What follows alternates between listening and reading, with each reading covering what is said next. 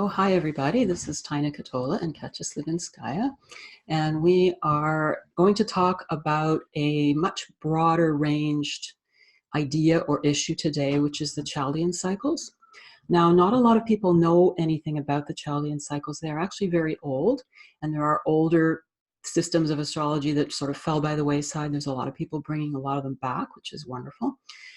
The Chaldean Cycles are 36-year cycles that relate to social change and social evolution, to what humanity as a whole is doing right now. They are actually smaller subdivisions of the great year. So the great year, people may have heard of that. Almost everyone's heard of the age of Aquarius, that we are heading into the age of Aquarius. We are not actually in it right now. So people say we are. There's an overlap happening. So we have elements that keep increasing of the Aquarian age, but we are actually still in the age of Pisces. And each age is how the precision of the equinoxes. So where is the Earth at the moment of the spring equinox every year? And how does that relate to the constellations? And we are now at the very, very end of the constellation of Pisces. Now, every sign has 30 degrees, these subdivisions, 30 little pieces. And the Chaldean cycles are based on a ½ degree of movement through the sign. So that's why they're 36 years long. And each ½ degree is about as small as you can break the zodiac up into. It has a significance of its own. As far as I know, when you look at the sun and the moon in the sky, they will take up a ½ degree of the zodiac. So that's interesting. But each degree of the zodiac has its day side or its night side, its more conscious or subconscious aspect. And that's another reason why the zodiac, each degree is split into two pieces. So we changed into a new stage of the Chaldean cycle system on the spring equinox of 2017. We started a new 36-year cycle. So we came out of a 36-year cycle that was ruled by the sun in Pisces. And we have just moved into a new 36-year cycle that is ruled by Saturn and Aries. Now, the way these cycles work is that each time it moves into a new cycle, it moves forward in the zodiac. So that's why we had 36 years of Pisces. And from 1945 to 1981, we had 36 years of Aquarius. And then the way the planets line up is, now again, some people know this, but not everybody does, that the 7 days of the week all are actually named after the planets. So Monday is Moon Day, Tuesday is Tyr or Tyr, the Saxon or Scandinavian god of war, so that's Mars. Wednesday is Woden's Day, which is Odin connected to Mercury. Thursday is Thor's Day, which is connected to Jupiter. Friday is Freya's Day, which is connected to Venus. And Saturday is Saturn Day, or Satyr Day for Jewish people. And then Sunday, of course, is the sun. So there's a particular cycle that goes Moon, Mars, Mercury, Jupiter, Venus, Saturn, and Sun. When we put this into the Chaldean cycles, it runs backwards. So that means we just were in a sun cycle from 1981 to 2017. So sun would be Sunday. So if we go backwards, the day before Sunday is Saturday, which is Saturn Day. And that is why we have Saturn in Aries now. So the very next cycle will go one day backwards again. We're going to go into Venus, and we'll go ahead by a sign. We're going to go Venus in Taurus. So Venus in Taurus, and I wrote it down just to make sure, in 2053. That should be a good one. Venus in Taurus is the influence. Now, one of the really powerful ways to kind of understand what these Chaldean cycles are about, actually, for me, relates to tarot. Now, in tarot, in the major arcana, tarot is actually two decks of cards stuck together. They do relate to each other. I don't want to get into a lot of intricate details of that. But the major arcana is the smaller deck of cards. There's 22 cards, but it is the deck that has the large-scale spiritual principles. Each one is represented by a card. These 22 cards also are connected to either a sign of the zodiac or a planet. So if we want to get a deeper spiritual understanding of what these Chaldean cycles are about and what they're doing for us, we can look at the tarot cards. So let's just go backwards for a minute before we start looking at what's going on right now. Let's go back 2 cycles and look at the Moon in Aquarius from 1945 to 1981. Now these things, because we're dealing with the great year, they change on the spring equinox. So spring equinox of 1945 to spring equinox of 1981 was Moon in Aquarius. So this is the card for the moon. Just want to make sure everybody can see it, because I had to use my little deck because my big deck I'm missing 2 cards. I took the Devil in the Tower off to do a lecture and they stayed in my suitcase. Oh. I don't know where they are now for the time being. And there's the moon, and this is Aquarius. Now, for those who are not able to see the visual on this, the moon is the high priestess. There's a dark-haired woman sitting on a throne wearing a robe that turns into water. She has a crescent moon kind of perched inside of that flowing water down at the bottom, a horn crescent moon crown that she's wearing. She has the Torah that she's holding inside the flaps of her robe, which is partly hidden. Oh, there's palm leaves, palm fronds, and pomegranates behind her, and the pillars of the Kabbalah on the left and right hand sides. So she represents the subconscious, which of course the moon represents the subconscious. The moon also represents female. The high priestess is obviously goddess. From the time of 1945 to 1981, the whole concept of the feminine spirituality really came forward, because it sure didn't exist very much before 1945, came forward and grew tremendously during those 36 years. The moon also has to do with the public, the collective consciousness. Now, the symbol for Aquarius, which is the star in the tarot, this card has stars in the background of a night sky. There's a beautiful blonde woman kneeling on a body of water. Her foot is standing on the water, not sitting inside of it. And she's pouring water from 2 globes. One is being poured into the water, one is being poured onto the land. Now, Aquarius is... Can you lift them up a little, Tina? Oh, yeah, sure. Yeah, that now we can see her with and where she's pouring the water. Yep. Good, great, yeah. Okay, so Aquarius, first of all, she's naked because she represents revelation of truth. Nothing is hidden. She's female, once again, because it has to do with the divine feminine principle, the subconsciousness, the truth about nature. This is a card of meditation and revelation of truth. This is the card of the 3rd stage of spiritual development, which is not related to the 3 stages of astrology, but a larger cycle that actually has 7 stages. The 3rd stage of spiritual development is the stage that when people go into these stages, they never leave them. But when souls get into the 3rd stage of spiritual development, they're starting to receive spiritual revolutions intuitively through an inner kind of contemplation or meditation. So we have this goddess of nature revealing the truth to us through our inner understanding. The stars represent the chakras and having the chakras open. So we got a beautiful thing going on from 45 to 81. And it's so interesting that in the middle of all of that, we have the Uranus-Pluto conjunction, which was very, very powerful for mass transformation in 1966. And around that same time, we had the song, this is the dawning of the age of Aquarius. And I was thinking about that. It says, when the moon is in the 7th house, and I'm sure astrologers just kind of grin, because in reality, the moon is in the 7th house once a day. But symbolically, it's not too different from these cards, because we have the moon, and the 7th house is the public.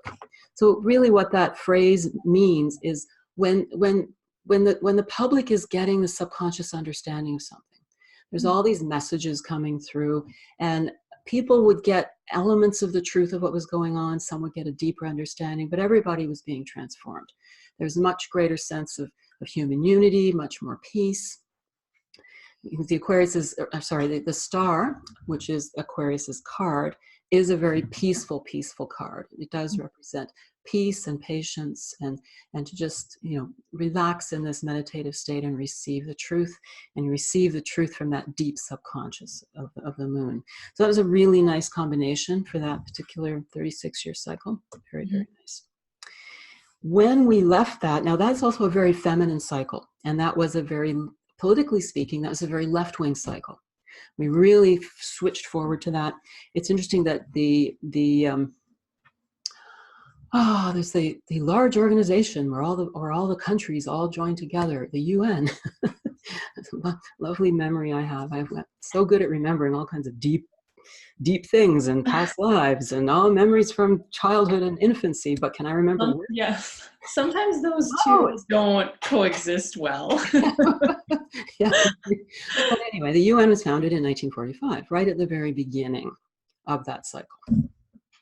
So that's the left-wing feminine cycle. Now, the next cycle that we went into in 1981, spring equinox of 81, was Sun in Pisces. Holding these where they're nice and visible. Mm-hmm. Yep. Yeah. So, well, first of all, when you look at the tarot, the tarot card for the Sun is called the Sun. And when you look at the tarot card for Pisces is confusing, but it is called the Moon. Now, I mean, it makes sense in a way because the Moon is watery, and Pisces is watery. Pisces is a very watery sign. They are very similar. You know, there are esoteric reasons why that card fits very well with the sign of Pisces that we don't necessarily need to go into right now. But if you look at these cards, it's Sun and Moon together. Tina, could you do something in the middle, like a little lower, but not quite as low as you were? I know it's so hard to get it just right. A little lower. Okay. Yeah. I think we don't quite see the full sun and the full moon up top, but yeah. Well, I can also back up a little bit. Yeah, back up a little. Good idea. Okay, so the Moon card has a body of water in the very foreground, and then you can see that there are plants growing out of it. There's a crayfish emerging from the water. Up on land, there is a wolf and a dog on either side of a path. The path goes forward through some grass and along between two pillars and out into a desert scene with rolling hills up to a mountain.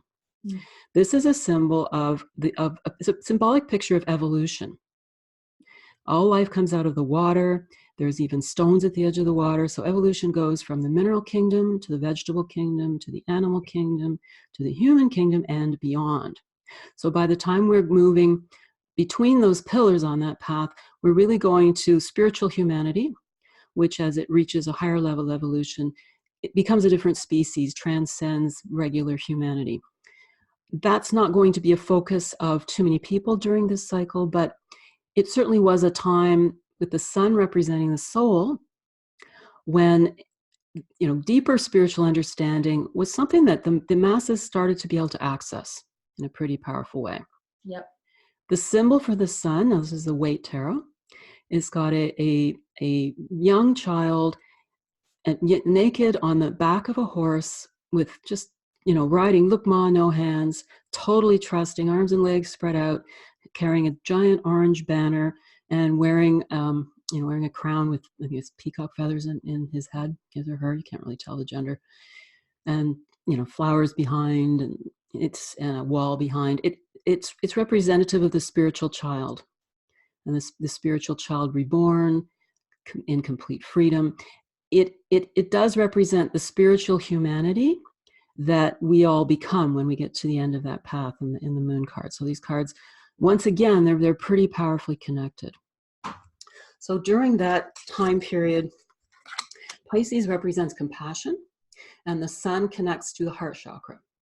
So once again, we had more or less overall a more left-wing oriented perspective on life, and very much more spiritually oriented from the heart, very compassionate. The shadow side of that, if you want to call it that, was political correctness, because we have to be compassionate to everyone and everything, and people start to legislate it, and, you know, we've had 72 years of a feminine oriented direction. And it was really knocking down all the negativity that it perceived from the previous cycles. So the very beginning of the last cycle, the Moon and Aquarius, right? So that started, can you say one more time? Okay, Moon and Aquarius, the 36-year cycle of Moon and Aquarius started in 1945.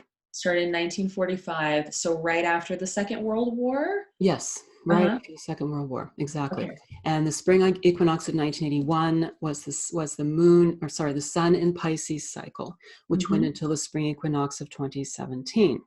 Right. So I'm going to go back one more before I go into today's. So back further, we have 1909 to 1945. So what do we think of if we think about those years, 1909 to 1945? What comes to mind? What's the immediate thing? The First World War is the First World War, Second World War. But the Second World War, of course, yeah. The two world wars occurred, both of them during that cycle. So that cycle was the cycle of Mars in Capricorn. Mars, yes. Here's my Mars. Now, what that looks like in tarot are these cards. Ooh, they're different from the ones we just saw. Very different. Ooh, yes. I don't even want to look. Yeah, so Kat is covering her eyes. So for those who aren't able to see this, what we have is we have the devil and the tower. The devil is Capricorn, which doesn't mean all Capricorns look like this guy, just so you know. and Mars is the tower. Now these cards are actually connected to each other too, because they come together in the tarot. But the devil himself is a mixture of all kinds of different animals. So he's got bat's wings, he's got goat's horns, he's got ass's ears, he's got eagle's claws. He's stuck together all these different animals in a way that looks pretty ugly, looks mean. And he's sitting up on a black podium that's a half a cube, which means he only has half the truth.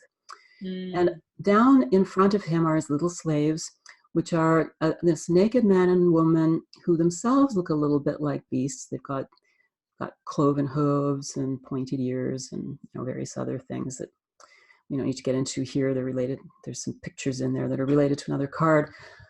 But they are chained to his podium. But it's interesting because the chains are very loose around their necks. So if they weren't in this little trance state that they're both in, they'd be able to take the chains off their necks.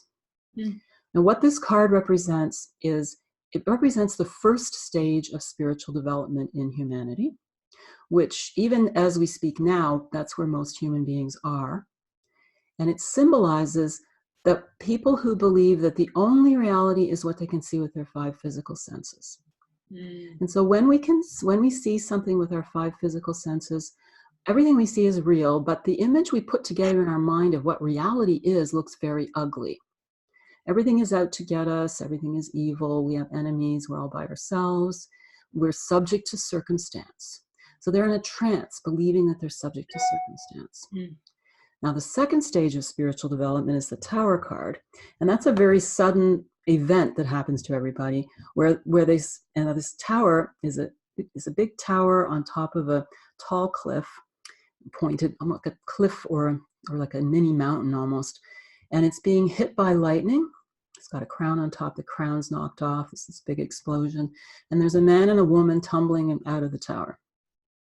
When we go into the second stage of spiritual development, we get this lightning flash of pure subjective insight into spiritual reality. We see the whole truth, and it completely blows our minds. The conscious mind, symbolized by the man, goes tumbling out of the tower of the ego. Even the subconscious mind, symbolized by the woman, is tumbling also. And it's blissful and terrifying both at the same time. It's big, giant upheaval. So when we look at this as collective symbol of a point in the Chaldean cycle, we're looking at the two lowest stages of spiritual development. And one of the things that I've always felt was really kind of moving and meaningful is that there were so many men who went to war in the First and Second World Wars, living in a society where no one understood reincarnation.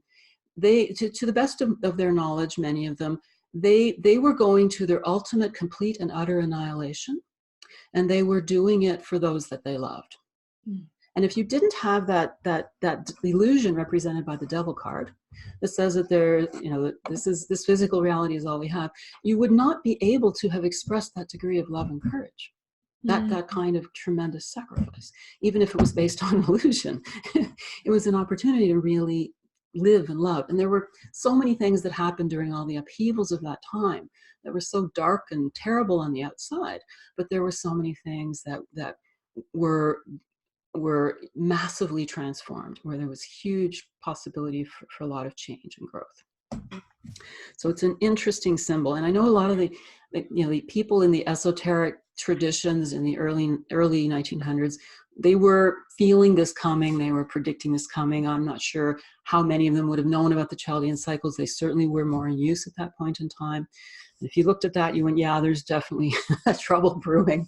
There's going to be upheavals. It's also much more masculine. Mm-hmm. Before we go on, Sure. I want to bookmark that. It's also much more masculine. But I want to address something you said and just clarify. You said that once human beings get into one of those spiritual stages, Mm-hmm. they never leave them. That's right.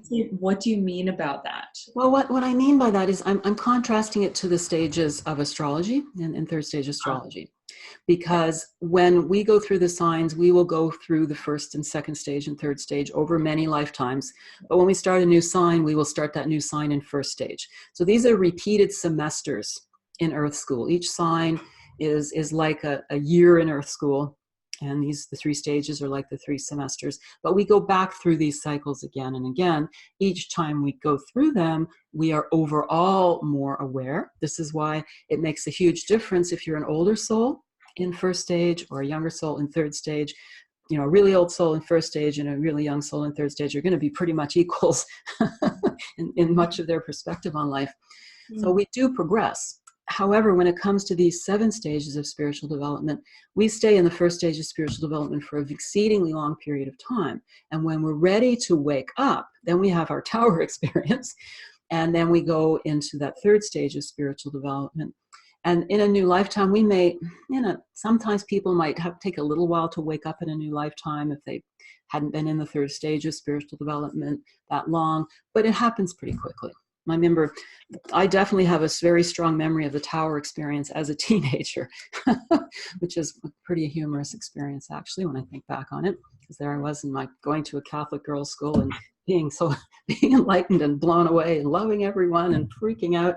And that's, I guess that's a kind of common teenage experience, but it definitely was my reawakening to that third stage of spiritual development fully, even though throughout my childhood I had so much intuitive understandings and so on. So as a general rule, we will stay in that stage. We're all affected by our collective environments, by the social realities around us and the social norms around us. We have to wake back up to these things. And that's the purpose of tarot. It gives us these tools to remind us both consciously and subconsciously of these true principles of reality.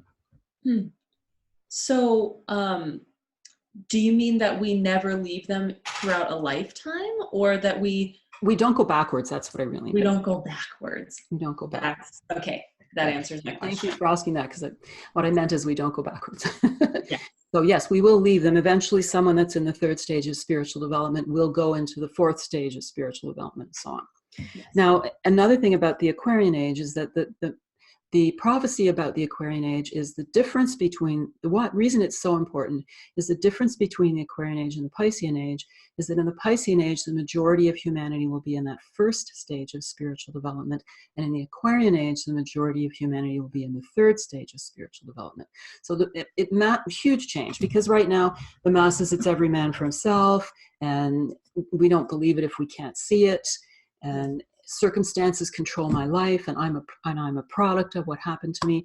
Again, there's a little bit of the shadow side of that in the last cycle of Sun and Pisces, because Pisces has this tendency to feel sorry for itself, and the Sun can be kind of dramatic. So very strong tendency in the previous cycle that we just left for everybody to feel like they're a victim to the things that happened to them. And this is why we all have to take extra good care of everybody, which means it's good we take extra good care of everybody, but we need to understand that we are not victims of circumstance. That would be a more empowering stance to move into. Yeah, exactly. Yeah. So what I was saying about the 1909 to 1945 Mars in Capricorn cycle is that it was a more masculine oriented, more right-wing oriented. In fact, scary to that degree when you think about the devil and the tower, and it was already breaking violently out of the tower. So we could then have that lovely revelation of the Moon and Aquarius cycle.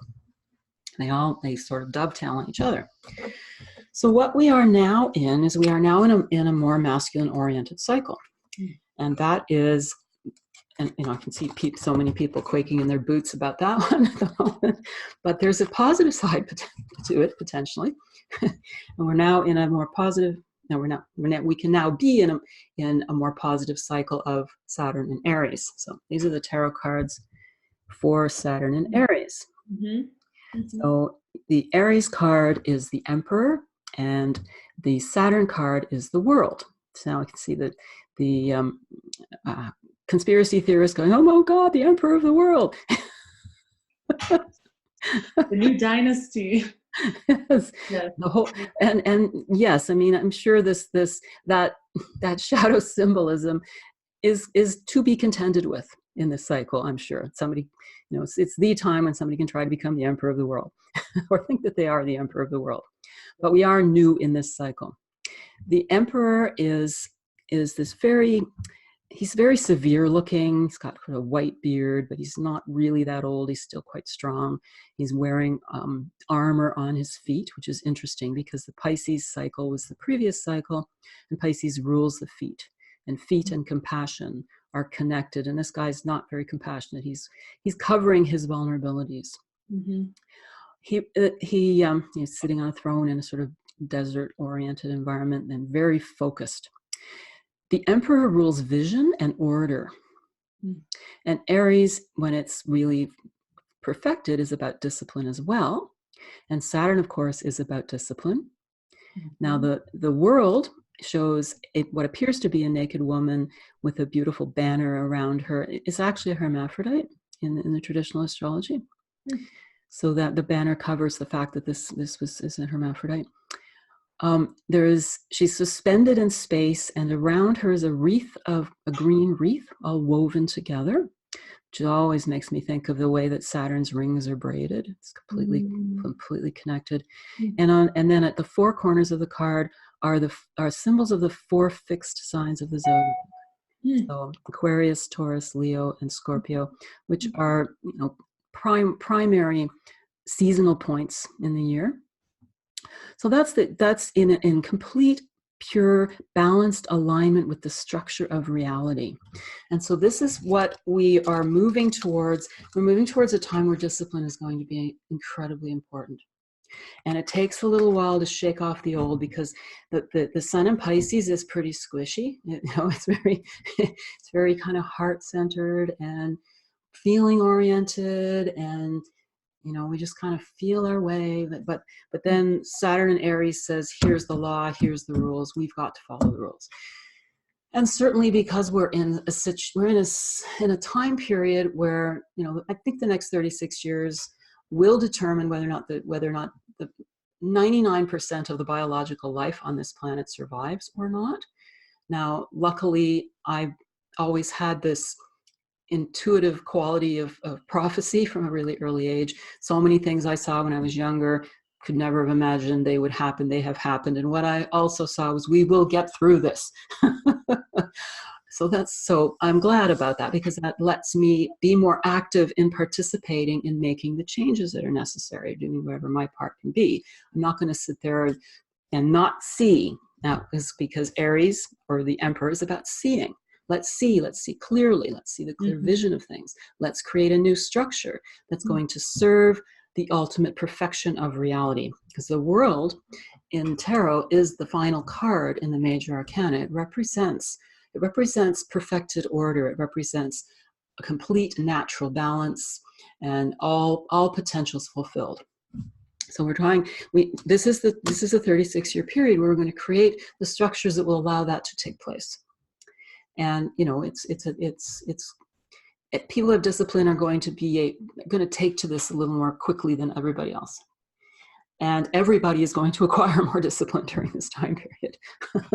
Yeah, I can see it happening already very much. Yeah. People, the way I'm seeing it is people really realizing that they have to change their diet, or, or they have to implement a daily routine, or they have to do their yoga, or they have these consequences show up. And it's almost like people, and obviously this is the one section that I'm actually interfacing with, that I'm thinking of, but I wonder if this is an example of something that's going on a larger scale, is that it seems like we're owning the discipline piece more than expecting it to come out from an outside authority. Yes. Yeah, It's good. So yeah, and I mean, all change has to start with us. And as we, if everybody really transforms their own lifestyle into a completely healthy lifestyle, we won't be wrecking everything around us. It's just not possible. Yeah.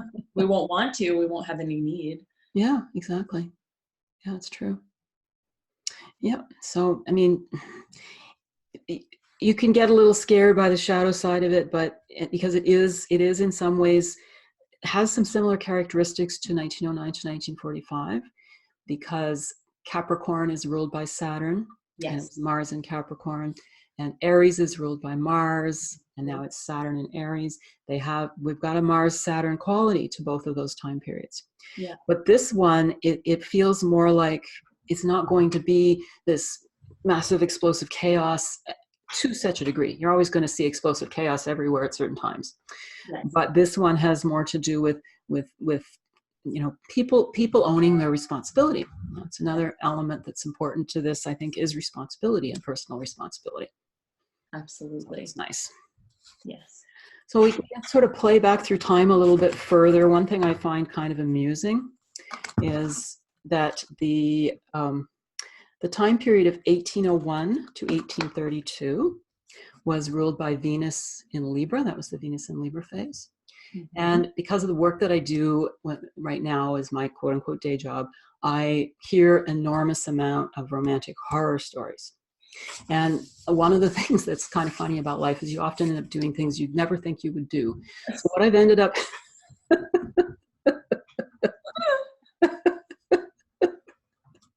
I love that you're sharing this.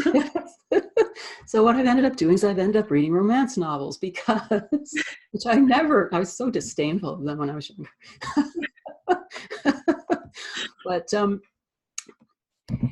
because I always thought that, it's just so shallow and stupid and ridiculous. But I do know that whatever you put into your mind and whatever you put into your subconscious has an impact. So if I'm hearing constant horror stories from people and trying to really help them all the time, I needed some happy stories. Yeah. So okay, for the good of my mental health, I'm going to read these novels because my subconscious doesn't know the difference between a story and a reality. Mm-hmm. Take these as just as real as the other things that I'm dealing with on a day-to-day basis. That's very wise. Yes. And so a lot of the majority of historical romance novels are set during the Regency period of England, which of course is during this time period of Venus in Libra. Mm-hmm. All of our romance novels, most of our romance novels are set during the historical period of Venus, the planet of romance, and Libra, the sign of relationships and marriage. Yeah.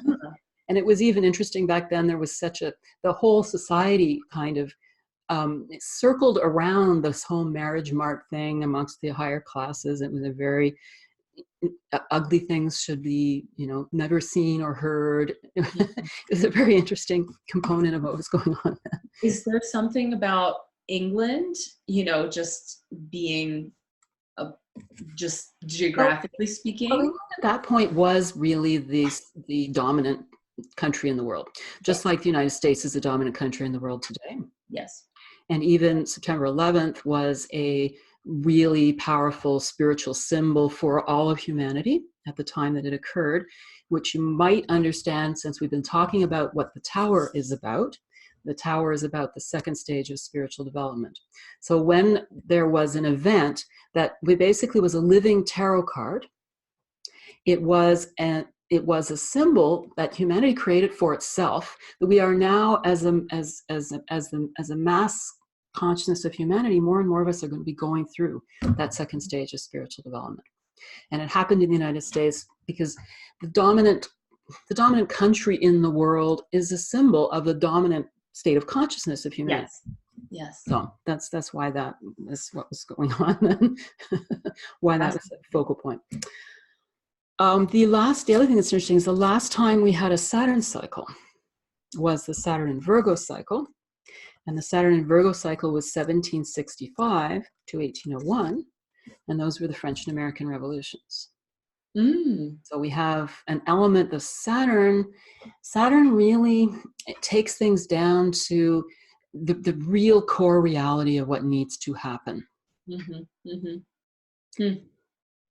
So it's interesting that now we're in another Saturn cycle, and it's like, we've got to be real, folks. We got to be honest about what's really going on here.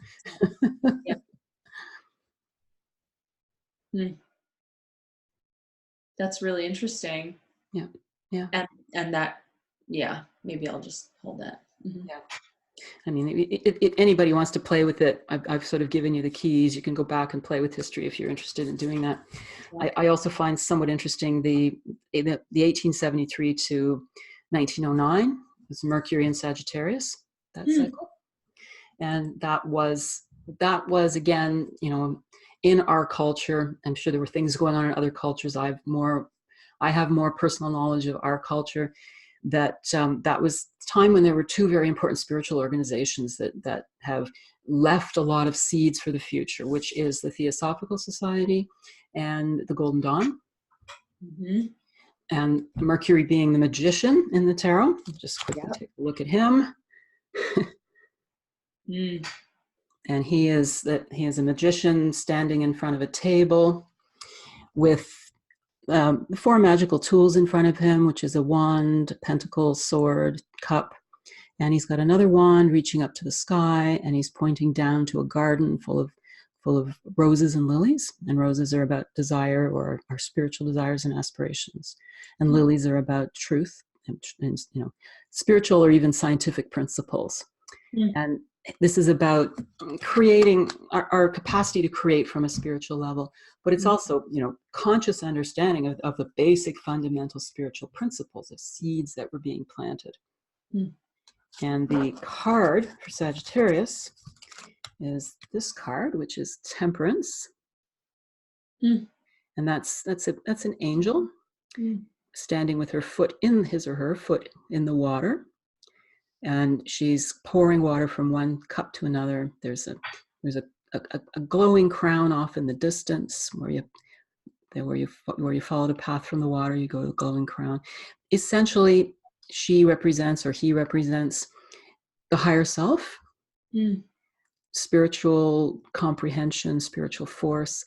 I like to think of that little foot in the water as being our personality. The toes in the water are our personality, and the great big giant angel is our higher self.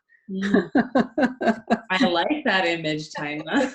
I want to believe that that's the case. Oh, it is. Believe me, I know. I've experienced it. So how come the toes in the water seem to have so much power sometimes?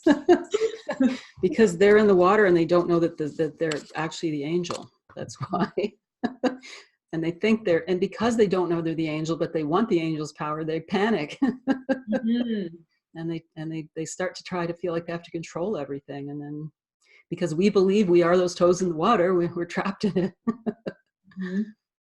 it. But we got some tools a long time ago, the end of the century before last, that are continually filtering through human understanding, that can help us recognize who we really are. Amazing. So I think that's, we can close on the Chaldean cycles now. Okay.